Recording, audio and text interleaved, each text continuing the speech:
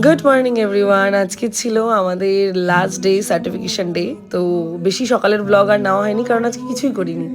তো স্টুডেন্টরা আসলো, ওদেরকে বুঝিয়ে দিচ্ছিলাম নেক্সট ডে ওরা কী করবে, কী করে ক্লায়েন্ট করবে, কী করে না। অনেক কোশ্চেন থাকে স্টুডেন্টদের লাস্ট দিনে, সেগুলো সমস্ত কিছু বুঝিয়ে ওদের সাথে গল্প করছিলাম। আর ওদেরকে এটা বলছিলাম যে আমি তোমাদের জন্য সবসময় আছি, এরকম নয় যে তুমি আমার কাছে শিখেছো ক্লাস শেষ বলে তোমাদের সাথে আমাদের কানেকশন শেষ, এরকমটা নয়। তোমাদের যখনই প্রবলেম হবে আমাকে হোয়াটসঅ্যাপে মেসেজ করতে পারো। আর আমি প্রতিটা স্টুডেন্টকে প্রতিটা ব্যাচে এরকমই বলি, ওরা যখনই আমার সাথে কন্ট্যাক্ট করে বা যা প্রয়োজন হয় আমি সবসময় ওদেরকে বুঝিয়ে দিই।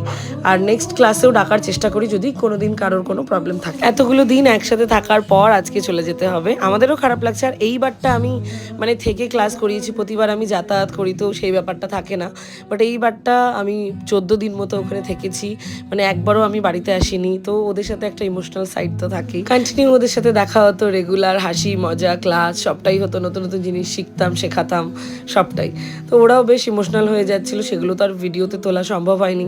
তো যতটুকু ভিডিও ফুটেজ ছিল তোমাদের সামনে ততটুকুই দিলাম। আমাদের নেক্সট ক্লাস কিন্তু এবার ধূপগুড়িতে খুব তাড়াতাড়ি আসছে, এটা একটা বিগ অ্যানাউন্সমেন্ট। তোমরা যারা ধূপগুড়ি থেকে আমার ব্লগ দেখো, যারা আগের বার ক্লাস করতে পারোনি দূর বলে, তাদের জন্য গুড নিউজ। আমরা ধূপগুড়িতে কিন্তু নেক্সটে ক্লাস নিয়ে আসছি জুলাইয়ের লাস্টে।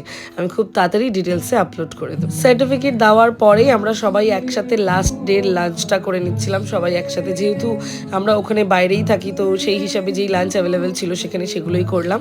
তারপরে স্টুডেন্টকে বাই করলাম, ওদেরকে বাই করে দিয়ে আমরা রুমে একটুখানি টাইম বসেছিলাম, কারণ আমরা ট্রেনে রিটার্ন যাব।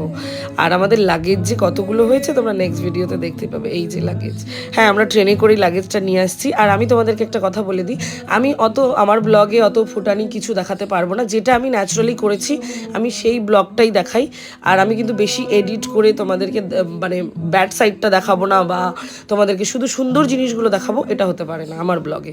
আমি সব রকম সব কিছুই দেখাই। তোমাদের ভালো লাগলে কমেন্টে অবশ্যই জানাবে। আর এতদিন ভালো লাগছে বলেই তোমরা জানিয়েছো আর কি।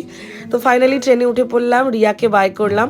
আর আমরা এদিকে 7 জন যাচ্ছিলাম, এদিকে অনুপকেও নিয়ে যাচ্ছিলাম। আর বাড়ি যাওয়ার খুশিটা যে কি পরিমাণ ছিল সেটা তোমাদেরকে বলে বোঝাতে পারবো না।